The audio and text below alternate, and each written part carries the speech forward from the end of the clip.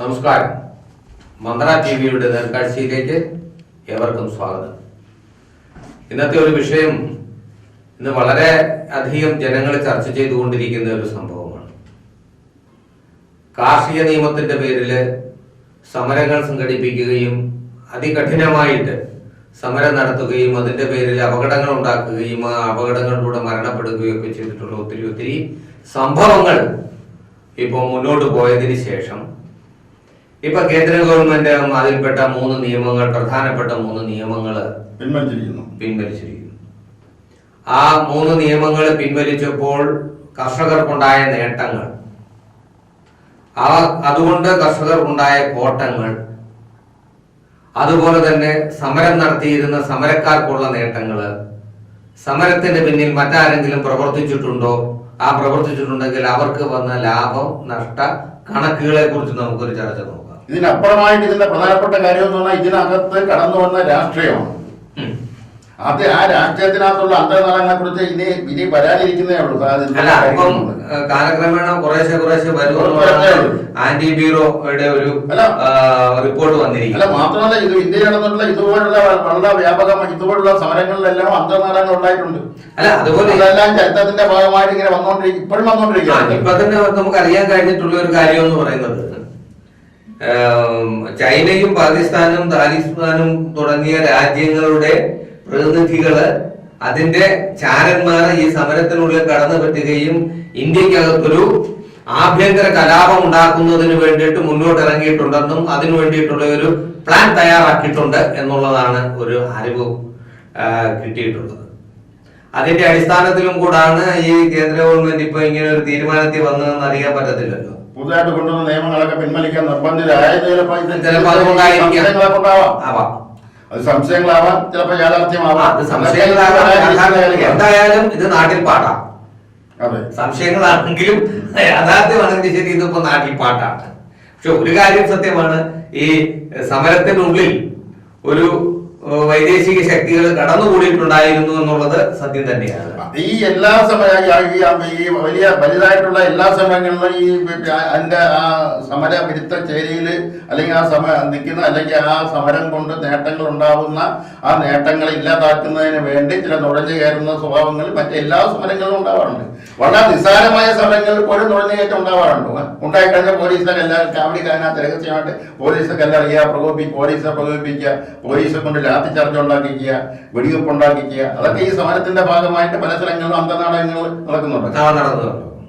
എന്തായാലും ഇപ്പോഴൊരു കാർഷിക നിയമങ്ങളെ പിൻവലിച്ചതുകൊണ്ട് കർഷകരെ സംബന്ധിച്ചിടത്തോളം എന്ത് നേട്ടമുള്ളത്? അത് എന്ത് നേട്ടം ഉണ്ടായി, എന്ത് കോട്ടം ഉണ്ടായെന്നൊക്കെ ഇനി പഠിച്ച് വിലയിരുത്തേണ്ട കാര്യങ്ങളാണ്. അപ്പോഴും പെട്ടെന്ന് പറയാൻ കഴിയുന്ന കാര്യങ്ങളല്ല. ആ സമരം കൊണ്ട് തന്നെ കർഷക തൊഴിലാളികൾക്ക് എന്തെങ്കിലും നേട്ടം ഉണ്ടായി എന്നതിനെ കുറിച്ചും വളരെ കാര്യക്ഷമമായി പഠിക്കേണ്ടിയിരിക്കുന്നു. ഞങ്ങളിത് 2 പ്രാവശ്യം എടുത്താണ് രണ്ടു പ്രാവശ്യം എടുക്കുകയും ഈ സമരത്തിന്റെ ദൂഷ്യവശങ്ങൾ എന്തൊക്കെയാണെന്ന് നമ്മൾ പറയുകയും ചെയ്തു. ഇതിന്റെ ഗുണങ്ങൾ പറയുകയും ചെയ്തിരുന്നു. ഗുണങ്ങളും ദോഷങ്ങളും പറഞ്ഞു. അഡ്വാൻറ്റേജ് ഡിസ്അഡ്വാൻറ്റേജ് ഞങ്ങൾ പറഞ്ഞു. അതൊക്കെ പറഞ്ഞതനുസരിച്ച് നോക്കുമ്പം ഇപ്പൊ വന്നില്ലേ. ഇപ്പം കേന്ദ്ര ഗവൺമെന്റ് ആ നിയമങ്ങളൊക്കെ പിൻവലിച്ചുകൊണ്ട്, പൂർണ്ണമായിട്ടൊന്നും വലിച്ചില്ല, 3 എണ്ണമാണ് പിൻവലിച്ചത്. എന്നിട്ടും സമരം നിർത്തിവെച്ചിട്ടില്ല. അപ്പോഴാണ് നമുക്ക് ഈ സമരക്കാരോട് വരുന്ന ഒരു മനോഭാവത്തിന് മാറ്റം വരുന്നത്. കാരണം ഒരു നിയമം പിൻവലിക്കണമെന്നും പറഞ്ഞുകൊണ്ട് സമരം ചെയ്തു കഴിഞ്ഞിട്ട് ഈ സമരം വീണ്ടും പിൻവലിക്കാതിരിക്കുമ്പോൾ വിദേശ ശക്തികൾ ഇതിലുണ്ടെന്നുള്ളത് ഉറപ്പായി കഴിയും. അതല്ല, ഇതിനു മുമ്പ് തന്നെ പല പ്രാവശ്യം പ്രധാനപ്പെട്ട തർക്കമുള്ള പ്രധാനപ്പെട്ട വിഷയങ്ങളിൽ ചർച്ച ചെയ്ത് നമുക്ക് വേണ്ട ചെയ്യാമെന്ന് സർക്കാർ പലപ്പോഴും ആവർത്തിച്ച് പറഞ്ഞിട്ടുണ്ട്. അപ്പോഴൊന്നും സമരക്കാർ അതിന് തയ്യാറായിട്ടില്ല എന്നുള്ളതാണ്. അപ്പം ഇത് നാട്ടിലുള്ളവരെ നന്നാക്കാൻ വേണ്ടിയിട്ടുള്ള സമരമായിരുന്നുവോ, അതോ രാജ്യത്തിനെ ദ്രോഹിക്കുവാൻ വേണ്ടിയിട്ടുള്ളായിരുന്ന സമരമായിരുന്നുവോ എന്നുള്ളത് പോലും എന്നൊക്കെ അത് ഇനി വരുന്ന ചരിത്ര വിദ്യാർത്ഥികൾ പഠിക്കേണ്ട കാര്യങ്ങളാണ്. അത് വിലയിരുത്തുന്നതിനൊപ്പം തന്നെ ആന്റി കറപ്ഷൻസ് ബ്യൂറോ ഇപ്പം അതിനെക്കുറിച്ച് ചർച്ച നടത്തിക്കൊണ്ടിരിക്കുകയാണ്, അന്വേഷണം നടത്തിക്കൊണ്ടിരിക്കുകയാണ്. അതിന്റെ ഒരു റിപ്പോർട്ട് ഉടനെ തന്നെ വരും എന്നുള്ളതാണ് അറിയുവാൻ കഴിഞ്ഞിട്ടുള്ളത്. അല്ല, അവിടുത്തെ ഈ കർഷക സമരം എന്ന് പറയുന്നത്, ഈ കർഷകരെന്ന് പറയുന്നത് നമ്മൾ കാണുന്ന കർഷകരല്ല. ഇവിടെ 100 കണക്കിന് ഹെക്ടർ ഭൂമി കൈവശം വെച്ചിരിക്കുന്ന വൻകിട കർഷകരാണ്, വലിയ കർഷകരാണ്. അതൊക്കെ ഇപ്പൊ ചേട്ടൻ പറഞ്ഞു കഴിഞ്ഞാൽ ഇവിടെയുള്ള കർഷകർ ഇവിടെ കർഷകർക്ക് ഈ സമരത്തിന് വേണ്ടിയിട്ട് പിന്തുണച്ചവരൊന്നും സത്യമാണെന്ന് വിചാരിക്കത്തില്ല. ഇവിടുത്തെ കർഷകരാരാ?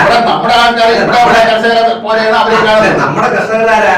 5 സെന്റ് മുതൽ 2.5 ഏക്കർ വരെയുള്ള ഒരു അപൂർവമാണ് അല്ല. ഇവിടെ നൂറുകണക്കിന് ആയിരക്കണക്കിന് ഏക്കർ കൈവശം വെച്ചിരിക്കുന്ന തോട്ടങ്ങളിലൊന്നും ഒന്ന് തൊടാൻ പോലും ഒക്കുന്നില്ല സർക്കാർ. ഒന്ന് അനക്കാൻ പോലും ഇവിടെ അനക്കാൻ പറ്റുന്നില്ല. ഇവിടെ പാട്ടം കൊടുത്ത വസ്തു തിരിച്ചു പിടിക്കാൻ പറ്റുന്നില്ല. സർക്കാർ ഭൂമി പാട്ടം കൊടുത്തത് തിരിച്ചു പിടിക്കാൻ പറ്റുന്നില്ല. കാരണം എന്താ? അതൊക്കെ വൻ ജന്മിമാരുടെ കയ്യിൽ, വലിയ കമ്പനിക്കാരുടെ കയ്യിൽ നിൽക്കുന്നത് കൊണ്ട് തിരിച്ചു പിടിക്കാൻ പറ്റുന്നില്ല. നേരെ മറിച്ച് പാവപ്പെട്ടവൻ ഒരു 5 സെന്റ് സ്ഥലം എവിടെയും ഒന്ന് അതിൽ ഒരു അരസെന്റ് അവന്റെ വീട്ടിൽ ചേർന്ന് വീട് വെച്ചതിൽ ഒരു അരസെന്റ് സർക്കാരിന്റെ പ്രഭുക്ക് വന്നു പോയാൽ അയ്യോ നിയമങ്ങളാണ് സജീവമാണ്. ഒരു ഉദാഹരണം പറയാം. പിന്നെ ഇടുക്കിയിൽ ഉള്ള ഈ പിന്നെ കരിമ്പൂച്ചുള്ള പോയി കുറെ ഇടിച്ചത് അവിടെ 2 സംഭവം ഞാൻ പറയാം. ഒന്ന്, എമ്മൻകോന്നരക്ക് ഒരു കുടില് കെട്ടി കൃഷി ചെയ്ത് ജീവിക്കുന്നതിന് വേണ്ടി 14 സെന്റ് പാട്ടം കൊടുത്തിട്ടുണ്ട്. എമ്മൻകോന്നർ എന്ന് പറയുന്നത് പഴയ അഭിവക്ത കമ്മ്യൂണിസ്റ്റ് പാർട്ടിയുടെ സംസ്ഥാന സെക്രട്ടറി, CPIയുടെ സംസ്ഥാന സെക്രട്ടറി ആയിരുന്നു, കേരളത്തിന്റെ മന്ത്രിയായിരുന്നു. അദ്ദേഹത്തിന് ജീവിക്കാൻ നിവർത്തിയില്ലാഞ്ഞിട്ട് കൃഷി ചെയ്ത് ജീവിക്കാനാണ് ഈ 14 സെന്റ് കൊടുത്തത്. പക്ഷെ അതിനകത്ത് 7ഓ 9ഓ നില പിന്നെ ഒരു വൻ കെട്ടിടമാണ് ഇപ്പൊ നിൽക്കുന്നത്. അതിനകത്താണ് പിന്നെ CPIയുടെ പാർട്ടി ഓഫീസ് പ്രവർത്തിക്കുന്നത്, അവരുടെ ഗസ്റ്റ് ഹൗസ് പ്രവർത്തിക്കുന്നത്. ഇതുവരെ തന്നെ നമ്മൾ പഴയ മന്ത്രി MM മണിക്ക് ജീവിക്കുന്നതിന് വേണ്ടി ഇതുവരെ 10, 15, 20, 20 സെന്റ് പാട്ടം കൊടുത്തിട്ടുണ്ട്. അവിടെയാണ് CPIന്റെ വലിയ ബംഗ്ലാവ്, ഇതൊക്കെ പാർട്ടി പ്രവർത്തിച്ചുകൊണ്ടിരുന്ന സാധുക്കളായിട്ടുള്ള സാമ്പത്തിക ഭദ്രത ഇല്ലാത്ത നേതാക്കന്മാർക്ക് താമസിക്കാൻ കൊടുത്തതെല്ലാം പാർട്ടി ഗ്രാമങ്ങളാക്കുകയും പാർട്ടിയുടെ ഓഫീസുകളാക്കുകയും ചെയ്യുന്നതാണോ അതിന്റെ ശരിയായിട്ടുള്ളത്? അതിന്റെ അതൊക്കെ മാത്രമല്ല ഈ CPI പിന്നെ ഈ മറ്റ് പലതും പൊളിച്ചപ്പെടുത്തേന് ഘട്ടങ്ങൾ തകർത്തപ്പെടുത്തേന് ഈ CPIയുടെ ജില്ല ഓഫീസിലേക്ക് JCB ചെന്നപ്പോഴത്തേക്കാണ് പ്രശ്നങ്ങൾ ഉണ്ടായത്. വെളി വരുന്ന പ്രശ്നങ്ങൾ ഉണ്ടാവുകയും അങ്ങനെയാണ് CPIന്റെ പാർട്ടി ഓഫീസ് പൊളിക്കപ്പെടുന്നവരെ കൈവിട്ടുമെന്ന് പറയുന്ന സാഹചര്യം MM മണി പറഞ്ഞതൊക്കെ അതിന്റെ പിന്നിൽ ഉള്ള കാര്യങ്ങളാണ്. അതൊക്കെ ചർച്ചപ്പെടുന്നില്ല. ഭൂമിയെ സംബന്ധിച്ചിടത്തോളം അശാസ്ത്രീയമായിട്ടുള്ള ഒത്തിരി കാര്യങ്ങൾ ഇവിടെ ഉണ്ട്. ഇവിടുത്തെ ഒരു വെയിറ്റിംഗ് ഷെഡ് പണിയണമെന്നുണ്ടെങ്കിൽ 4 തൂണയിലോട്ട് കയറ്റി 2 ഷീറ്റ് വെക്കുന്നതിന് എത്രയാണെന്നറിയോ? 4 ലക്ഷം രൂപ ഇതിന് ചെലവ്. 1 ലക്ഷം രൂപ പോലും ചെലവാകത്തില്ല. ഇവിടെ ഒരു വീട്ടില് പാവപ്പെട്ടവന് വീട്ടിൽ കയറി കിടക്കാൻ വേണ്ടിയിട്ടുള്ള ഒരു വീട്, സൗജന്യ വീട് കൊടുക്കുന്നതിന് 4 ലക്ഷം രൂപയാണ് കൊടുക്കുന്നത്. അതും സമയത്ത് കൊടുക്കത്തില്ല. അല്ല, ഇതിലൊക്കെ ഈ നമ്മുടെ തെരുവിൽ കാണുന്ന ഈ റോഡ് സൈഡിൽ കാണുന്ന പലരും 4 ലക്ഷം ഈ 4 ലക്ഷം അല്ല 4 ലക്ഷം എനിക്കതിന് കൂടെ എന്താണ് അവര് ഇതിന്റെ പിന്നിലുള്ളതെന്ന് പറഞ്ഞാൽ നമ്മുടെ ഇത്തരം വർക്കുകളിൽ ഒരു 40% താഴെ മാത്രമേ അത് യഥാർത്ഥ ഉപയോഗത്തിലേക്ക് വരുന്നുള്ളൂ. അത് തന്നെയാണ് ബാക്കി 60% ഇടനിലക്കാരും രാഷ്ട്രീയക്കാരും മറ്റും മറ്റതും ഉദ്യോഗസ്ഥന്മാരും ഓരോ സമയങ്ങളിൽ വിരുദ്ധങ്ങളിക്കുകയും ചെയ്യുന്നു. അത് തന്നെയാണ് ഇപ്പൊ പറഞ്ഞാൽ ഈ കാർഷിക സമരത്തിലും ഉണ്ടായിരിക്കുന്ന ഒരു കാര്യം വ്യക്തമാക്കാൻ കഴിയുന്നത്. കാരണം കാർഷിക സമരം നടത്തുമ്പോൾ 3 നിയമങ്ങൾ എടുത്തു കളഞ്ഞിട്ടുണ്ടെങ്കിൽ, ഒന്ന്, മണ്ഡികളിലേക്ക് കൊടുക്കുന്ന സാധനങ്ങൾ കൊടുക്കുന്നതിന് പകരം ഏതൊരാൾക്കും കർഷകന്റെ കയ്യിൽ നിന്ന് നേരിട്ട് സാധനം വാങ്ങാവുന്നതും യഥാർത്ഥ വില കർഷകന് കിട്ടാവുന്നതുമാണ് ഒരു നിയമം ഉണ്ടായിരുന്നത്. ആ നിയമം ഈ പിൻവലിച്ച കൂട്ടത്തിൽ ഇപ്പോൾ ഉണ്ട്. ആ നിയമം ഈ പിൻവലിച്ച കൂട്ടത്തിൽ അങ്ങ് പോയി. അല്ല, അതുകൊണ്ട് കർഷകർക്കുണ്ടാവുന്ന ഒരു പ്രയോജനം എന്ന് പറയുന്നത് ഇപ്പം പിന്നെ ഉദാഹരണം തക്കാളി ഇപ്പം തറവില 5 രൂപ നിശ്ചയിക്കുന്നു. ഈ 5 രൂപ പിന്നെ കിലോയ്ക്ക് 5 രൂപ തറവില നിശ്ചയിക്കാൻ പോകുന്നത് അടുത്ത വർഷം ഇതിന് ഈ തക്കാളിക്ക് 2 രൂപ വില മാർക്കറ്റ് വില ഉള്ളെങ്കിലും കർഷകൻ 5 രൂപ കിട്ടും. അതിന്റെ അടുത്ത വർഷം മാർക്കറ്റിൽ 10 രൂപ വില ഉണ്ടെങ്കിലും കർഷകൻ 5 രൂപ കിട്ടും. ഉണ്ടായിരുന്നു. അതുകൊണ്ട് കർഷകരെ സംബന്ധിച്ചിടത്തോളം ബലപ്രദമായ ഒരു നിയമമാണ്. കർഷകന് നഷ്ടമില്ലാതെ സംഭവിക്കുന്നു. ഇതേ തക്കാളി വിൽക്കുന്ന കർഷകന് ഈ വർഷം കിട്ടുന്നത് 50 പൈസയാണെങ്കിൽ അവന്റെ പ്രൊഡക്ഷൻ കോസ്റ്റ് എന്ന് പറയുന്നത് 2000 രൂപയാണ്. അല്ല, അതിനെതിരെ വന്ന ഒരു പ്രധാനപ്പെട്ട രാഷ്ട്രീയ അജണ്ട എന്ന് പറയുന്നത് ഇതെല്ലാം കോർപ്പറേറ്റ് കമ്പനികളുടെ കയ്യിൽ പോകുന്നു എന്നുള്ളതാണ്. ഞാൻ ചോദിക്കട്ടെ, കേരളത്തിൽ നടത്തിയിട്ടുള്ള ജീവകാരുണ്യ പ്രവർത്തനങ്ങളിൽ 90% കോർപ്പറേറ്റ് കമ്പനികളാണ് നടത്തുന്നത്. അല്ല, ഈ കോർപ്പറേറ്റുകളൊക്കെ ഒക്കെ ഇങ്ങനെ കുറ്റം പറയുന്നത് ഇപ്പൊ ലുലുവിന് എന്തിനാ സൗകര്യങ്ങൾ കൊടുത്തത്?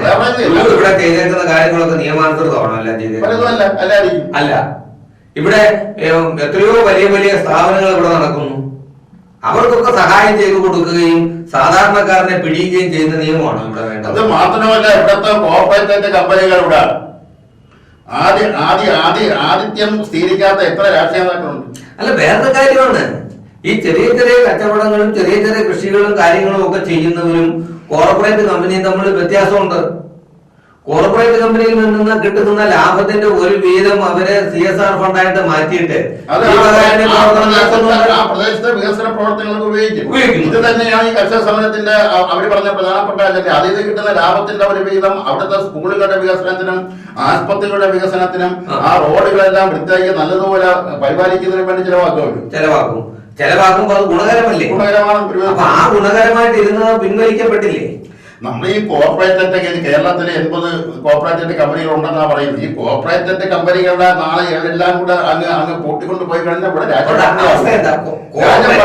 ഇത് ഈ കാര്യങ്ങളൊക്കെ രാഷ്ട്രീയമായിട്ട് കോർപ്പറേറ്റ് കമ്പനികളെ കുറിച്ച് കുറ്റം പറയുന്നുണ്ടെങ്കിലും കോർപ്പറേറ്റ് കമ്പനികൾ ഇല്ലാതെ കമ്പനികൾ നടത്താൻ കഴിയില്ല. ഒരു ബിസിനസ് നടത്തണമെന്നുണ്ടെങ്കിൽ അതിനുള്ള സമ്പത്തുണ്ടാകണം.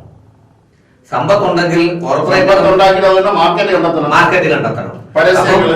ആ ഒരു പ്രോഡക്റ്റ് ഉണ്ടാക്കി കഴിഞ്ഞാൽ ആ പ്രോഡക്റ്റ് വിൽക്കുന്നതിനും അത് ഉണ്ടാക്കിയതിനു ശേഷം വളരെ ക്വാളിറ്റിയുള്ള സാധനമായിട്ട് ജനങ്ങളിലേക്ക് എത്തിക്കുകയും ചെയ്യുന്നതിന് വേണ്ടിയിട്ട് ഒരു കോർപ്പറേറ്റ് കമ്പനിക്ക് കഴിയത്തുള്ളൂ. സാധാരണ ചെറിയ ചെറിയ കമ്പനികൾ വളരെ തുച്ഛമായ ഏരിയയില് ചെറിയ കമ്പനികൾക്ക് പിടിച്ചു നിൽക്കാൻ പറ്റത്തില്ല. ഉദാഹരണം ഞാൻ പറയാം, ഇവിടുത്തെ ഒരു കോർപ്പറേറ്റ് കമ്പനി എന്ന് പറയുന്നത് ഹിന്ദുസ്ഥാൻ ലിവർ. ഹിന്ദുസ്ഥാൻ ലിവറിന്റെ പ്രൊഡക്ട്സ് അവിടെ സോപ്പ്, ഡൈബോ ആയാലും ജെയ് ആയാലും റെക്സോണ ആയാലും ഇതൊക്കെ അവിടെ സോപ്പ്, അല്ലെങ്കിൽ ഫെയർ ആൻഡ് ലവ്ലി, പോളിസി, ഇത് പൗഡർ ഇതൊക്കെ അവർ കൊള്ളാം. അതേസമയം അവര് 22 കോടി രൂപയ്ക്ക് 26 രൂപയ്ക്ക് കൊടുക്കുന്ന അവരുടെ ഒരു സോപ്പ് ഇവിടുത്തെ ചെറുകിട വ്യവസായത്തിന് അത് 36 രൂപയ്ക്ക് കൊടുത്താലും മുതലാവത്തില്ല എന്ന് മാത്രമല്ല ഇതേ ക്വാളിറ്റി നിലനിർത്താൻ പറ്റത്തില്ല. ഒന്ന്, അവർക്ക് ക്വാണ്ടിറ്റി ആയിട്ട് ചെയ്യാൻ കഴിയുന്നില്ല. രണ്ട്, ഇവർക്ക് ടെക്നോളജി എടുക്കാനായിട്ട് ചെറുകിട വ്യവസായക്കാർക്ക് കഴിയുന്നില്ല. ആ ക്വാളിറ്റി മെയിൻറ്റെയിൻ ചെയ്യാൻ കഴിയുന്നില്ല. അപ്പൊ അങ്ങനെ ചെയ്യാൻ കഴിയാതെ വരുമ്പോൾ കോർപ്പറേറ്റ് കമ്പനിക്ക് ഒപ്പം പിടിച്ചു നിൽക്കാൻ കഴിയാത്തത് കൊണ്ട് കോർപ്പറേറ്റ് കമ്പനിയെ കുറ്റം പറയേണ്ട കാര്യം ചെറുകിട വ്യവസായം കൂട്ടേണ്ടി വരും. എന്നാൽ ചെറുകിട വ്യവസായ കമ്പനിക്കും ഇതുപോലുള്ള ടെക്നോളജികൾ എത്തിക്കുന്നതിന് വേണ്ടിയിട്ടും ഇതുപോലെ ക്വാളിറ്റിയുള്ള പ്രോഡക്റ്റുകൾ ഉണ്ടാക്കുന്നതിന് വേണ്ടി അത് മാർക്കറ്റിൽ വിറ്റഴിക്കുന്നതിനുള്ള ഒരു സംവിധാനം സർക്കാർ അതിനുവേണ്ടി പ്രത്യേക ഏജൻസി ഉണ്ടാക്കിയിട്ട് ആ ഏജൻസി അവരെ സഹായിക്കത്തക്ക ഒരു നിലയിലേക്ക് വന്നു കഴിഞ്ഞാൽ ഒരു മാറ്റം ഉണ്ടാകും. അതങ്ങനെ വരാൻ സംഭാവന പറ്റത്തില്ല. അതാണ് ഞാൻ പറഞ്ഞ ഈ മൂന്നാമത്തെ ഓപ്പറേഷനിൽ പങ്കെടുത്ത 3 കരിമ്പൂച്ചകളിൽ സുരേഷ് കുമാർ ഒരിക്കൽ അവർ ലേലത്തിൽ പറഞ്ഞത് ടാറ്റയുടെ ഗസ്റ്റ് ഹൗസിൽ വന്ന് സുഖ സൗകര്യങ്ങള് അനുഭവിക്കാത്ത ഒരു രാഷ്ട്രീയ നേതാക്കളും കേരളത്തിൽ ഇല്ലെന്നാണ് പറയുന്നത്. ഒരു രാഷ്ട്രീയ പാർട്ടി പിന്നെ ആ ടാറ്റയ്ക്കെതിരെ എങ്ങനെയാണ് ഇവിടെ നിലപാടെടുക്കാൻ പറ്റുന്നത്? ഇത് ഞാൻ ഒരു ഉദാഹരണം പറഞ്ഞേ. പല മേഖലകളിലും ഈ പ്രശ്നം. ഈ 3 നിയമങ്ങൾ പിൻവലിച്ചതിന്റെ അകത്ത് പ്രധാനപ്പെട്ടത് ഈ മണ്ടികളിലേക്ക് കൊടുത്തുകൊണ്ടിരിക്കുന്ന സാധനങ്ങൾ നേരിട്ട് ആർക്കും കർഷകന്റെ കയ്യിൽ നിന്ന് മേടിക്കാവുന്നു. ആ പണം കർഷകന് കിട്ടും. വിലപേശി കൊടുക്കാനും വിലപേശി വാങ്ങാനുള്ള ഒരു സംവിധാനം അവകാശം ഉണ്ടായിരുന്നു. ആ അവകാശം ഈ നിയമം പിൻവലിച്ചതോടുകൂടി നഷ്ടമായിരിക്കുന്നു. അത് കർഷകനെ സംബന്ധിച്ചിടത്തോളം വളരെ ഭീമമായ നഷ്ടം തന്നെയാണ് എന്ന് നമുക്ക് വിലയിരുത്താൻ കഴിയും. അതോടൊപ്പം തന്നെ ഏതൊരു മാറ്റത്തിന് വേണ്ടി ഏതൊരു പുതിയ നിയമം കൊണ്ടുവന്നാലും അതിന് കുറെ ദോഷങ്ങളും അതിലേക്ക് ഗുണങ്ങളും ഉണ്ട്. പക്ഷെ ഗുണങ്ങളാണോ ഏറ്റവും കൂടുതൽ, ദോഷങ്ങളാണോ വിലയിരുത്തിയാണ് അതിന്റെ മേന്മ ചെയ്യുന്നത്. ഒരു നിയമം കൊണ്ടുവന്നു കഴിഞ്ഞാൽ ആ നിയമത്തിന്റെ അകത്ത് വീഴ്ചകൾ ഉണ്ടെന്നുണ്ടെങ്കിൽ പരിഹരിക്കുകയും നന്മയുണ്ടെന്നുണ്ടെങ്കിൽ അത് നേട്ടമെടുക്കുകയും ചെയ്യേണ്ടത് എല്ലാ കക്ഷികളുടെയും, പ്രതിപക്ഷത്തിരിക്കുന്നവരാണേലും ഭരണപക്ഷത്തിരിക്കുന്നവരാണേലും കൂട്ടുപ്രതിപക്ഷക്കാരാണേലും അത് കണ്ടുപിടിച്ച് ജനങ്ങൾക്ക് വേണ്ടിയിട്ട് പ്രവർത്തിക്കുന്നതിന് വേണ്ടിയിട്ടാണ് ആർജവം കാണിക്കേണ്ടത്. ആ ദോഷങ്ങൾ പരമാവധി പരിമിതപ്പെടുത്തുക. ഇപ്പൊ ഒരു പ്രോഗ്രാം കൊണ്ടുവരപ്പെടുന്നതിന് അതില് 75% ജനങ്ങൾക്ക് ഗുണകരവും ബാക്കി 25% ജനങ്ങൾക്ക് നാളെ ഒരു കാലഘട്ടത്തിൽ അല്ലെങ്കിൽ കുറെ വർഷങ്ങൾക്ക് ശേഷം ദോഷകരമായി വരാം എന്നതുകൊണ്ട് ഇത് ആ പദ്ധതിയെ പാടെ അങ്ങ് അവഗണിക്കുന്നതും അതിനെതിരെ പിന്നെ പ്രചരണവും സമരങ്ങളും ഒക്കെ നടത്തുന്നത് ഒരു ആരോഗ്യകരമായ ഒരു പ്രവണതയല്ല ആണെന്ന് തോന്നുന്നില്ല. എന്തായാലും ഈ നിയമം പിൻവലിച്ചതിന്റെ പിന്നിൽ മറ്റു ചില കാര്യങ്ങൾ സെൻട്രൽ ഗവൺമെന്റിനുണ്ടാവും. അതൊക്കെ ഇനി വരാനിരിക്കുന്നേ. രണ്ടാമത് ഈ നിയമം പിൻവലിച്ചിട്ടും സമരം നിർത്താതിരിക്കുന്നതിന്റെ ദൂഷ്യവശങ്ങൾ എന്തൊക്കെയാണെന്നുള്ളതും അതിന്റെ പിന്നിലുള്ള നമുക്ക് കണ്ടറിയാനുള്ളത് അതൊന്നും ശരിയല്ല. എന്നാലും ഈ മറ്റ് രാജ്യങ്ങളുടെ കടന്നുകയറ്റം ഇവിടെ വരികയും ആഭ്യന്തര കലാപം ഉണ്ടാക്കുന്നതിന് വേണ്ടിയിട്ടുള്ള ഒരു ശ്രമം നടക്കുന്നുണ്ടെന്നുള്ള ഒരു അറിവ് ഇവിടുത്തെ ആന്റി കറപ്ഷൻസ് ബ്യൂറോയിൽ നിന്നാണ് കിട്ടിയിട്ടുള്ളത്. ആ കിട്ടിയിട്ടുള്ളതിന്റെ അകത്ത് എന്തെങ്കിലും കാര്യങ്ങൾ ഉണ്ടാവാം, അല്ലെങ്കിൽ ഉണ്ടാവാതിരിക്കാം. എന്തായാലും കാർഷിക നിയമം പിൻവലിച്ചതിൽ കർഷകനെ സംബന്ധിച്ചിടത്തോളം നഷ്ടം മാത്രമേ ഉണ്ടായിട്ടുള്ളൂ, ലാഭം ഉണ്ടായിട്ടില്ല എന്നുള്ളത് വളരെ പ്രധാനപ്പെട്ട ഒരു കാര്യം തന്നെയാണ്. അതൊക്കെ ഇനി വരും കാലങ്ങളിൽ ചരിത്ര രാഷ്ട്രീയ വിദ്യാർത്ഥികളൊക്കെ പഠിച്ച് വിലയിരുത്തി അവരൊക്കെ ഇനി ഇതിനെ പറ്റി പഠിച്ച് വിലയിരുത്തി വരുമ്പോ ഇവിടെ കർഷകന്റെ കാര്യം നേരെ കുറയാകും. നമ്മളൊരു കാര്യം ചിന്തിക്കേണ്ടതുണ്ട്. ഇന്ത്യയെ സംബന്ധിച്ചിടത്തോളം കാർഷിക രാജ്യമാണ്. ഇന്ത്യയിലുള്ള ജനങ്ങൾക്ക് ആഹാരം കഴിക്കാനുള്ള പൂർണ്ണമായിട്ട് കാർഷിക ഉൽപ്പന്നങ്ങൾ ഉത്പാദിപ്പിക്കാൻ കൽപ്പുള്ളവരാണ്. മറ്റ് രാജ്യങ്ങളിലേക്ക് കയറ്റിവിടുവാനും കൽപ്പുള്ളവരാണ്. അത്രയും ദൃഢതയുള്ള, അത്രയും കപ്പാസിറ്റിയുള്ള നമ്മുടെ രാജ്യത്ത് ഇതുപോലുള്ള നിയമങ്ങളും അല്ലെങ്കിൽ ഇതുപോലുള്ള സമരങ്ങളും ഇതുപോലുള്ള അവസ്ഥകളും വരുന്നത് എന്ന് പറയുന്നത് വളരെ ദുഃഖകരമാണ്. എന്തായാലും നമ്മുടെ രാജ്യത്തെ കർഷകനെ നിലനിർത്തേണ്ടത് രാജ്യ നന്മയ്ക്കും രാജ്യത്തിന്റെ നിലനിൽപ്പിനും കെട്ടുറപ്പിനും വളരെ സുശക്തമാക്കുന്നതിന് വേണ്ടിയിട്ട് കഴിയണം. ആ കഴിയുന്നതിന് വേണ്ടിയിട്ട് എല്ലാവരുടെയും മനസ്സുണ്ടാവട്ടെ എന്ന് മാത്രം പറഞ്ഞുകൊണ്ട് ഇന്നത്തെ ഈ എപ്പിസോഡ് ഇവിടെ പൂർണ്ണമാകുന്നു. നന്ദി, നമസ്കാരം.